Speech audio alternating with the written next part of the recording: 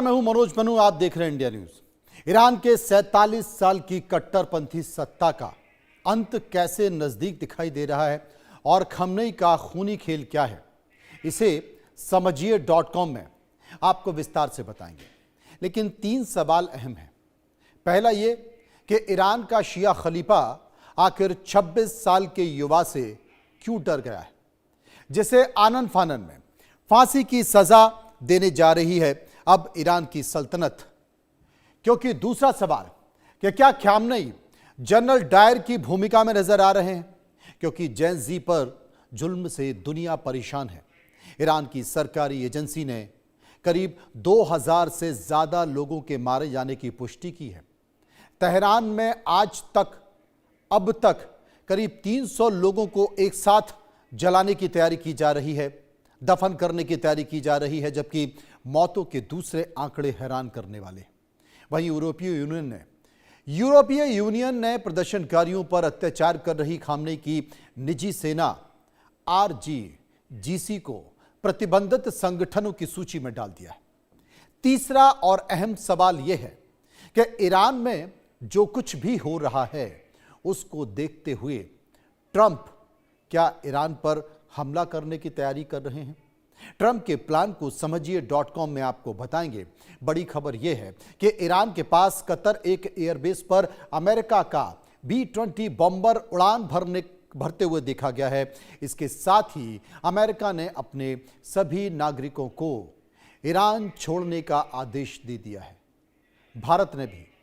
ऐसे में यह माना जा रहा है कि अमेरिका ईरान पर कभी भी हमला कर सकता है। समझिए.com में हम इन्हीं सवालों के जवाब खोजने की कोशिश करेंगे और पता करने की कोशिश करेंगे कि आखिर अब होने क्या जा रहा है। भारत के स्वतंत्रता सेनानी शहीद भगत सिंह को कौन नहीं जानता है। उन्होंने अंग्रेजों की नाक में दम कर दिया था। ईरान में सत्ता के खिलाफ उठती आवाज को बल दिया है ईरान के युवा क्रांतिकारी इरफान सुल्तानी, जो ईरान का भगत सिंह बन गया है। ईरान में जेन जी की आवाज दबाने की कोशिश के तौर पर 26 वर्षीय इरफान सुल्तानी को सजा देने की तैयारी कर ली गई है, जिसे सिर्फ 2 दिन की मौत की सजा सुना दी गई थी 2 दिन बाद ही। और इरफान पर यह कार्रवाई ईरान की पूरी न्याय प्रक्रिया पर सवाल उठा रहा है। परिवार को आखिरी मुलाकात के लिए सिर्फ 10 मिनट का समय दिया गया, जिसमें साफ है कि फैसले से पहले यह तय था कि इरफान पर आरोप है उन्होंने खुदा के खिलाफ जंग छेड़ी है, लेकिन उनका जुर्म सिर्फ इतना था कि वो विरोध प्रदर्शन में शामिल हुए थे। मानवाधिकार संगठनों का कहना है कि उन्हें ना तो वकील मिला, ना सुनवाई का मौका मिला। और ये मामला इसलिए भी अहम है क्योंकि ये मौजूदा विरोधी प्रदर्शनों से जुड़ी पहली फांसी हो सकती है। ईरान में महंगाई, बेरोजगारी और आर्थिक संकट के खिलाफ भड़का जन आक्रोश अब सत्ता के लिए चुनौती बन चुका है। सड़कों पर उतरे युवा बदलाव की मांग कर रहे हैं, लेकिन सरकार जवाब दे रही है सख्ती और फांसी से। इस बात का जिक्र ईरान की सत्ता में बैठे सत्ता के प्रमुख खामनेई ने पहले ही कर दिया था कि अगर सरकार के खिलाफ कोई आवाज उठाएगा तो उसे फांसी की सजा मिलेगी। सवाल यही है कि क्या विरोध करना अब सरकार के लिए बड़ा कदम है। तमाम सारी बातों के बीच बहुत सारे संकेत निकल कर आ रहे हैं, लेकिन ये बात इरफान की हम करते हैं। 26 साल का युवा है इरफान, और यह खलीफा से डरा नहीं। इरफान को गिरफ्तारी के सिर्फ 2 दिन में मौत की सजा सुना दी गई। 2 दिन में, ज्यादा समय नहीं मिला, ना वकील मिला, ना सुनवाई हुई और मौका भी नहीं मिला। परिवार को सिर्फ 10 मिनट का समय मिला कि जाइए आप इरफान से बात कर लीजिए, जो भी बात आपको करना है, क्योंकि 10 मिनट बाद आपको इरफान कभी मिलेगा नहीं, कभी दिखेगा नहीं और उसे फांसी की सजा हो जाएगी। आखिरी मुलाकात। मानवाधिकार संगठनों ने यह बताया कि गैर पारदर्शी जो ट्रायल है यह अंतरराष्ट्रीय नियमों का उल्लंघन है। सवाल यही है कि जब फैसला पहले से तय था तो खाना पूर्ति क्यों की गई। सबसे बड़ी बात है कि अमेरिका ने कहा था कि जितने भी प्रदर्शनकारी हैं, अगर उन प्रदर्शनकारियों पर एक भी गोली चली तो इसका जवाब हम ईरान को देंगे, ईरान की सरकार को देंगे। लेकिन यहां तो प्रदर्शनकारियों को फांसी हो रही है, उन्हें फांसी के तख्ते पर लटकाया जा रहा है। कहां है ट्रंप साहब? लेकिन इस युवा की बात को करना लाजमी। 26 साल का युवा इरफान सुल्तानी कहां का रहने वाला है? ये फादिस कराज तेहरान के पास एक जगह है, वहां का ये रहने वाला है। असल में हुआ क्या, 8 जनवरी 2026, चंद कुछ दिन जब पूरी दुनिया नए साल का जश्न मनाकर निकल ही रही थी और ईरान में विरोध प्रदर्शन हो रहा था, तो ये 26 साल का युवा, उत्साही युवा, जो जान रहा था कि मानव अधिकारों का उल्लंघन हो रहा है, जिसे पता था कि जेन ज़ी के अधिकारों का उल्लंघन ये सरकार कर रही है, वो विरोध प्रदर्शन में शामिल हो गया। और विरोध प्रदर्शन में शामिल हुआ तो उसे गिरफ्तार कर लिया गया। कोई बड़ा राजनीतिक चेहरा नहीं है, एक मासूम सा सामान्य सा युवा है। अब परिवार का दावा है कि खुदा के खिलाफ जंग, जिसे कि ईरान में मौत की सजा का अपराध माना जाता है, सबसे बड़ा अपराध अगर माना जाता है तो वो खुदा के खिलाफ जंग माना जाता है। और इसी इरफान के ऊपर आरोप है कि इरफान ने खुदा के खिलाफ जंग छेड़ी है। जबकि असल वजह क्या है?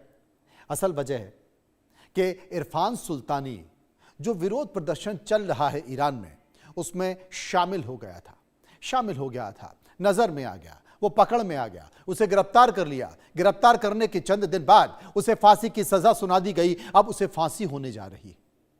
इरफान सुल्तानी को फांसी होने जा रही है। क्यों? क्योंकि उसने विरोध प्रदर्शन में हिस्सा लिया। अब जबकि ईरान इरफान सुल्तानी को लेकर अंदर बाहर हर तरफ ईरान में चौतरफा विरोध हो रहा है, तो क्या हुआ? वो घिर गया। उसने तमाम तरह के आरोप लगाने शुरू कर दिए। जैसे इरफान सुल्तानी पर ईरान के जो आरोप हैं वो सुन लीजिए। विरोध प्रदर्शन में सक्रिय भागीदारी का आरोप है। अब ये कोई आरोप होता है? दूसरा विरोध क्या है? सरकारी व्यवस्था के खिलाफ नारेबाजी का आरोप है। कल्पना कीजिए, सार्वजनिक अशांति फैलाने का आरोप भी इरफान के ऊपर लगा है और खुदा के खिलाफ जंग करने का। क्या है ये? असल में मुहरिबा बोला जाता है, जिसे खुदा के खिलाफ जंग कहा जाता है। इस गंभीर इल्जाम के जरिए आयतुल्लाह खामनेई वही पुराना दांव चल रहे हैं जिसके दम पर उनकी कट्टरपंथी सरकार सत्ता अब तक चलती नजर आ रही है। लेकिन उन्हें यह मालूम नहीं है कि आज का जेन ज़ी इससे बाहर निकल चुका है। उसे पकड़ नहीं सकते आप, दबा नहीं सकते। इस तरह के फैसलों से आप उसे डिगा नहीं सकते। दरअसल ईरान में कट्टरपंथी सत्ता के जुल्म की जो शुरुआत है वो शाह के शासन का अंत होते ही शुरू हो गई। ईरान में 1979 की इस्लामिक क्रांति के बाद जिस आज़ादी का सपना देखा गया था वो धीरे धीरे दमन के साए में बदल गई। सत्ता पर काबिज मौलवियों की हुकूमत ने विरोध की हर आवाज़ को कुचलने की नीति अपनाई, जिसमें जिहादी जिद को अपनाया गया। 10 साल तक आयतुल्लाह खुमैनी मौलवी राज चलाया और 35 साल के से उनके शिष्य आयतुल्लाह खमनेई की कट्टरपंथी सत्ता चल रही है। दशकों से जनता सेंसरशिप, जबरन नैतिक कानून और राजनीतिक दमन से जूझ रही है। युवाओं, महिलाओं और बुद्धिजीवियों का गुस्सा अब सड़कों पर आ चुका है। आज ईरान जल रहा है क्योंकि सब्र की हदें टूट चुकी। ईरान कहरा रहा है, युवा फूट रहा है, ज्वाला की तरह उबल रहा है और खमनेई समझ नहीं पा रहे। जिहादी इस्लामिक क्रांति से जेन ज़ी क्रांति तक, 1979 शाह का पतन, खमनेई का युग की शुरुआत, 1980 से 88 ईरान इराक युद्ध असहमति दबाने का बहाना बना और इसके साथ साथ 1988 में हजारों राजनीतिक कैदियों की गुप्त फांसी हुई ईरान में। तब भी बहुत शोर हुआ लेकिन कुछ हो नहीं पाया। 1999 में छात्रों के विरोध प्रदर्शन बेरहमी से कुचले गए। 2009 में ग्रीन मूवमेंट चुनावी धांधली के खिलाफ जन उभार निकल कर आया। लेकिन तब भी सत्ता नहीं बदली। 2017-18 आर्थिक संकट पर देशव्यापी प्रदर्शन हुआ, तब भी कुछ नहीं हुआ। 2019 पेट्रोल महंगा हुआ, सड़कों पर प्रदर्शनकारी मांगे गए। 2022 महिसा अमीनी की मौत हुई, महिलाओं ने आंदोलन किया, अपनी आजादी की मांग उठाई, तब भी कुछ नहीं हुआ। 2023-25 इंटरनेट शटडाउन, सामूहिक गिरफ्तारियां हुई, तब भी कुछ नहीं हुआ। लेकिन 2026 नया साल आते ही अब बड़ा कुछ होने जा रहा है, क्योंकि विरोध से जुड़े युवाओं को फांसी की सजा सुनाई जा रही है। आज बेरोजगारी, महंगाई और दमन से जनता आक्रोशित है। युवा पीढ़ी खुलकर शासन बदलने की मांग कर रही है। महिलाएं कम कपड़ों में खुले बाल लेकर सिगरेट के कश के साथ खमनई का पोस्टर जला रही हैं। यह खुली चेतावनी नहीं है तो क्या है, लेकिन खमनई फांसी के फंदे से युवाओं को डरा रहे हैं और डराते हुए वो पहली फांसी देने की तैयारी कर रहे हैं। ईरान में जारी सरकार विरोधी प्रदर्शनों पर दमन की जो तस्वीर है वो भयावह होती जा रही है। ईरान सरकार ने 2000 प्रदर्शनकारियों के मारे जाने की पुष्टि कर दी, जबकि अमेरिका की एक ह्यूमन राइट्स संस्था है, उसने ये संख्या 2500 से ज्यादा बताई है। अमेरिकी रिकॉर्ड के जो आंकड़े हैं लगातार बढ़ते जा रहे हैं। मानवाधिकार संगठनों का दावा है कि अब तक अपनी जान गंवा चुके हैं। आंकड़ों का यह अंतर खुद ईरान की पारदर्शिता पर सवाल उठा रहा है, गंभीर सवाल उठा रहा है। सवाल यही है कि क्या सच छुपाया जा रहा है या मौतों का आंकड़ा वाकई इससे कहीं ज्यादा है जो बताया नहीं जा रहा है। और अंतरराष्ट्रीय मानवाधिकार संगठन चुप हैं, चुप्पी साधे हुए हैं। कहां है यूएन? यूएन से कोई आवाज निकल कर क्यों नहीं आ रही है? यूएन खुलकर सामने क्यों नहीं बोल रहा है? यूएन का प्रतिनिधि मंडल ईरान में जाकर वस्तुस्थिति को जानने की कोशिश क्यों नहीं कर रहा है? अभिव्यक्ति की आजादी की बात करने वाले लोग अब कहां हैं? आप यकीन मानिए कि ईरान में इस वक्त जो मौतों का आंकड़ा है वो डरा रहा है। ईरान में 2000 की बात की जा रही है, 2000 के मौत की पुष्टि की बात की जा रही है, लेकिन अमेरिकी रिपोर्ट कहती है कि करीब 3500 लोग मारे जा चुके हैं। 12000 से ज्यादा मौतें हो चुकी हैं, दावा किया जा रहा है। तमाम संस्था इस बात का दावा कर रही हैं और आज 300 लोगों को एक साथ दफन किया जा रहा है, जलाया जा रहा है। 300 लोगों के शव पड़े हुए हैं। अमेरिका के पूर्व राष्ट्रपति डोनाल्ड ट्रंप ने ईरान को खुली चेतावनी तो दे दी है।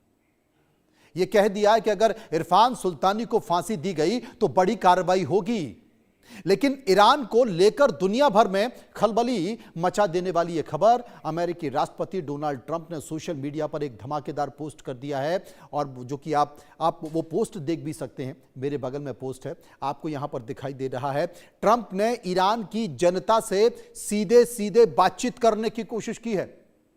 ट्रंप ने ईरान के प्रदर्शनकारियों को देशभक्त कहकर संबोधित किया है। ट्रंप ने प्रदर्शनकारियों से ईरान के सरकारी संस्थाओं पर कब्जा करने की अपील की है।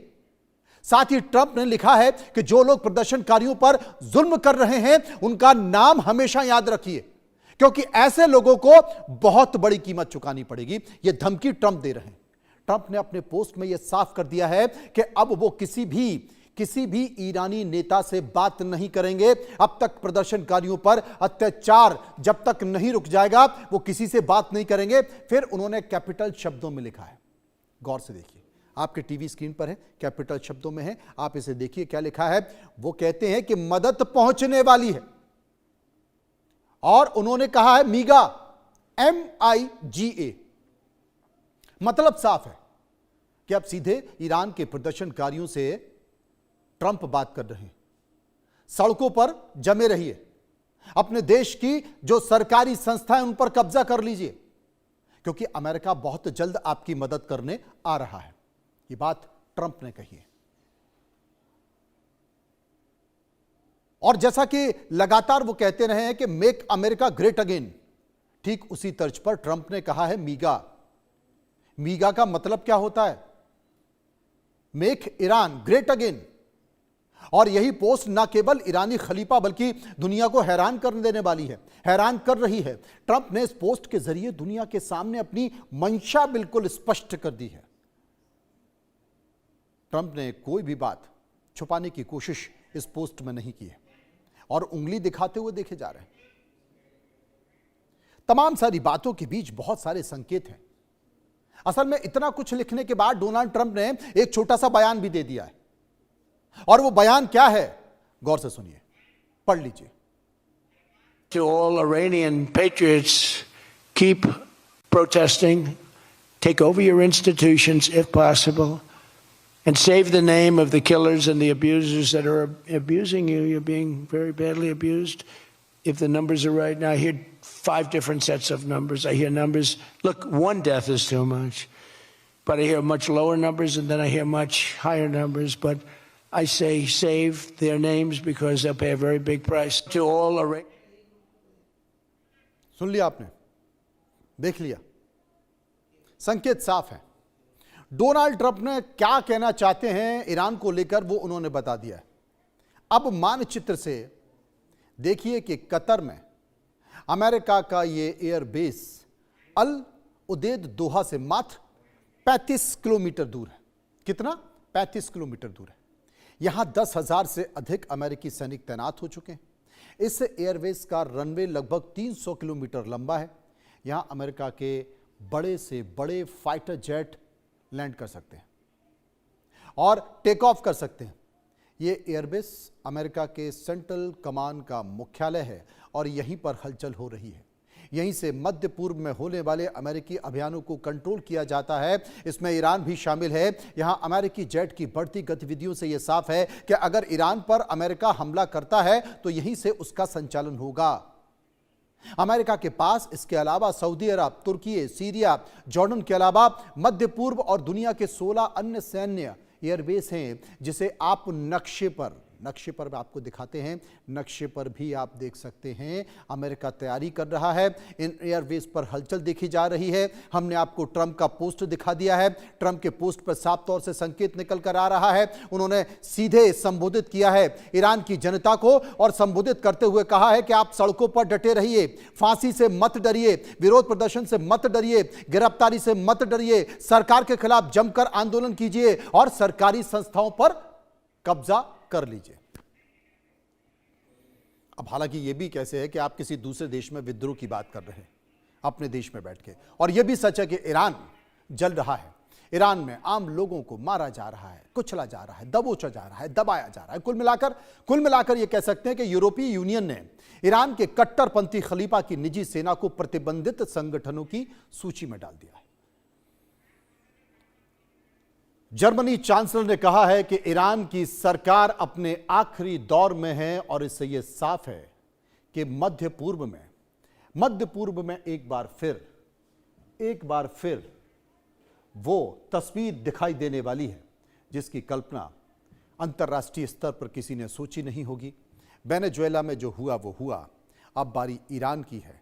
बस कितनी देर इसका इंतजार किया जा रहा है, क्योंकि हो सकता है इरफान सुल्तानी की फांसी से पहले कुछ बड़ी आवाज, कुछ बड़े संकेत या कहें सायरन की आवाज आने वाली है।